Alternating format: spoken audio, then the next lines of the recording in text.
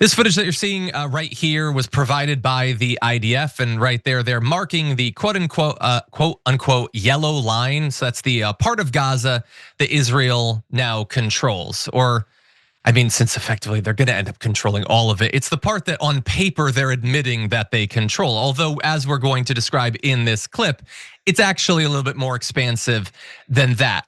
By the way, the portion that they're formally saying is now theirs is over half of the territory. So to be clear about that, after the genocide, after all of that, at least for now, and we'll see what happens, they have taken more than half of the territory and destroyed much of the rest of it. Palestinian civilians are already forbidden from crossing the line. And according to some members of the Israeli government, including the National Security Minister, Itamar Ben-Gvir, he believes that anyone approaching that line, man, woman, and child, should be shot if they even approach it. Not if they attack, not if they're belligerent, just if they get near to it, they should be gunned down. Which, in his defense, is a continuation of much of the policy that we've seen across Gaza for a couple of years now. So maybe this isn't that different from the status quo. But this is according to reporting from Israel's Channel 14. So there was this cabinet meeting, a bunch of members of the government are discussing it. And the deputy chief of staff said that the Israeli army is firing at adults who cross the line, but not at children and donkeys. To which that national security minister said, "We must shoot at a child and a donkey too. Enough with being merciful and accepting what happened until October 6th. And just imagine what is going on in the bounds of his skull, that he thinks what we've had up until this point is mercy. Since October 6th, decades leading up to October 6th, he thinks that was merciful. They were going easy on the Palestinian people at that point. So not everybody agreed. There is some disagreement. So let's go through a couple different perspectives that were given across at that meeting. The Minister of Agriculture and Rural Development said, "We don't have to jump straight to saying we need to shoot at everyone who approaches the fence. The military people are here, and I really hope they're not listening to you." So that's good. Although it was just, we don't have to jump to saying we're gonna shoot everyone. It's not ruling out shooting kids potentially, but it's still better than Gvir, who then doubled down saying, "Yes, we must shoot. Anyone who approaches needs to know they're taking a risk." And here is the actual defense minister, Israel Katz, said, "Anyone who approaches the fence needs to know they will be harmed." So we're gonna pause there for a second. So this is the national security minister, defense minister are both very clear. We are gonna gun down anyone who comes there, and also donkeys too, I suppose. We're gonna shoot them. If we see a kid, we're gonna continue to shoot them on sight.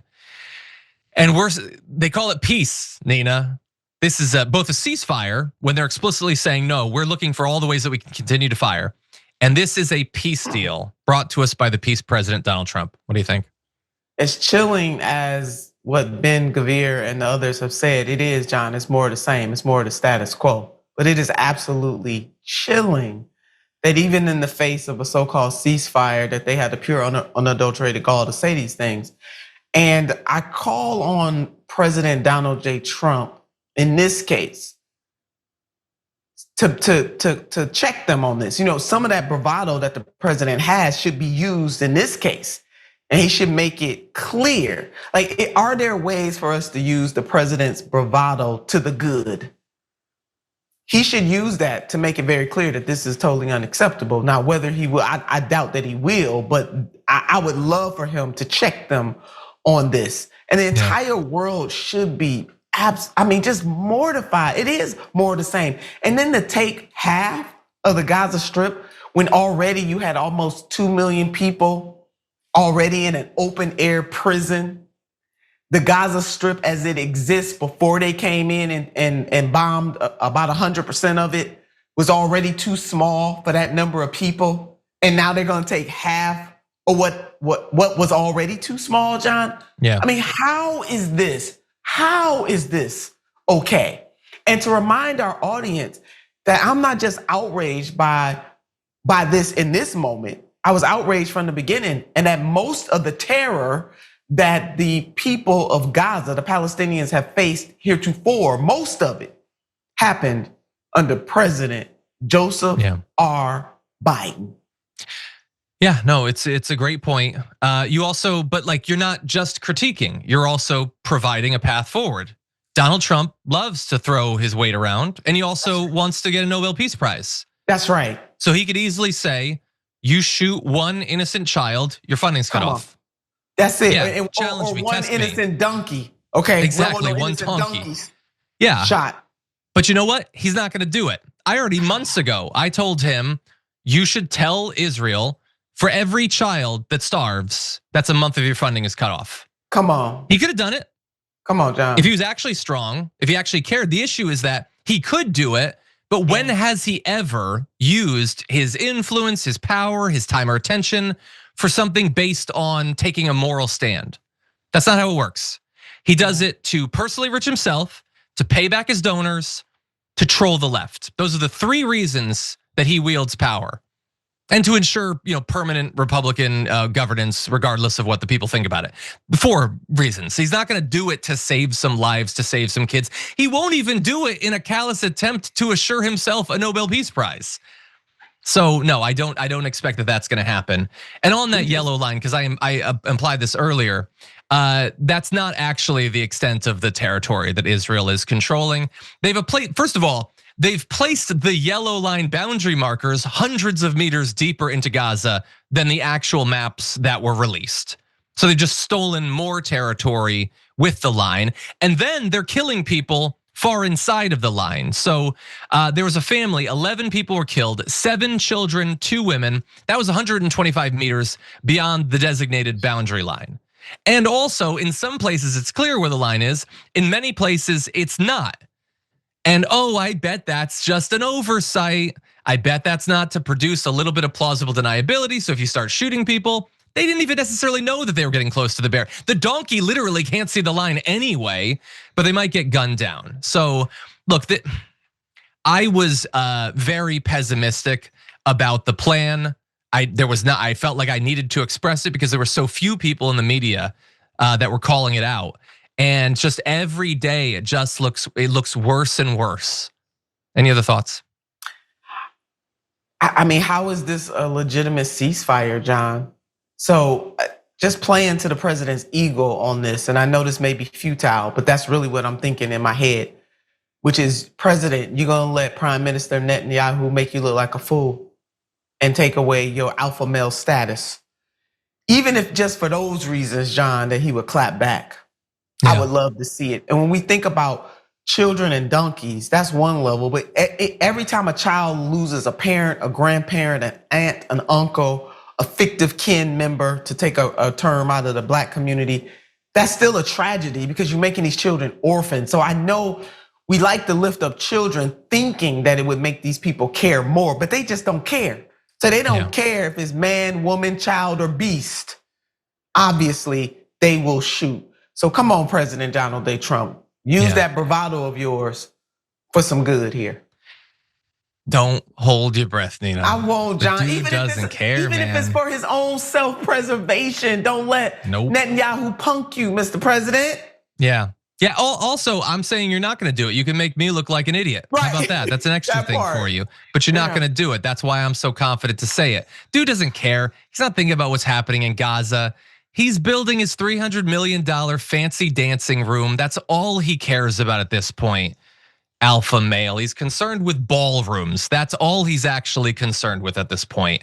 But let's turn to some people with actual bravery. We can't expect presidents to be brave, but there are actually some brave individuals in Israel who are standing up to their government and their military strategy in Gaza. One is a 19-year-old named Daniel Schultz, explained in a number of Twitter posts that they are going to be imprisoned this weekend for refusing to join the IDF, saying, at 16, I started learning in a mixed Israeli and Palestinian boarding school. The oppression my Palestinian classmates endured revealed to me the lie of the worldview I grew up in and made me realize that the uniform I believed protected everyone from the river to the sea was actually the biggest threat for my classmates and a symbol of their ongoing oppression. I'm refusing because it is the most human thing to do in the face of babies starved to death, entire villages violently uprooted, and civilians sent to torture camps. There is no other choice. Israeli society has no chance for rehabilitation as long as Zionism is its inseparable tenet. And that is a 19-year-old who has exponentially more clarity of like morality, of values, the ability to express it than 95% of our government, the entirety of our White House, current or former inhabitants. And this is a 19-year-old. And there are actually good people. There are people in this world that care about others, and it maybe comes in the form of being imprisoned because you refuse the mandatory enlistment that they have there, or maybe it's people on a flotilla willing to risk being murdered or tortured or sexually assaulted by the Israeli government just to try in vain to get some aid to people who are suffering. Those people don't hold positions of power. Those people don't end up as billionaires. We've unfortunately made the choice as a society to continue to reward the worst among us with the most attention and resources and power. But don't let that convince you or fool you into thinking that there aren't good people. There are. What do you think? Yeah, amen to that, John. And so young Daniel Schultz, thank you for what you're doing in there. Probably thousands, tens of thousands of people just like him whose voices and names we won't know. And it made me think about Jennifer Pearlman in Florida. I mean, she ran against Debbie Wasserman Schultz. She's in her district several times. She is Jewish, and she has over the years told the story about the indoctrination and her refusal. That her eyes have been open and her refusals to accept it. So it is people like her, people like Daniel, people quite frankly like Senator Bernard Sanders, who lost family members in the Holocaust, and lost, I'm using that lightly. I mean, they were murdered in the Holocaust, who continues to stand up for justice, and others. I'm thinking about Mother Benjamin, who in DC, I was just with her in her presence, who puts her body on the line with some of her other co-conspirators in that Congress, challenging those members of Congress on a regular basis. You talked about the flotilla. Christian Smalls is in DC right now, putting it all out on the line, and others like him. And we know that Christian Smalls, who was the only black man on that particular voyage of the flotilla, there have been several, who was beaten by the IDF. So yeah, there are people, good people, and we do forget, John. So I'm glad that you brought up Daniel Schultz and other people like him, so that we don't forget that there are tens of thousands to millions of people who are standing up for what is just right and good.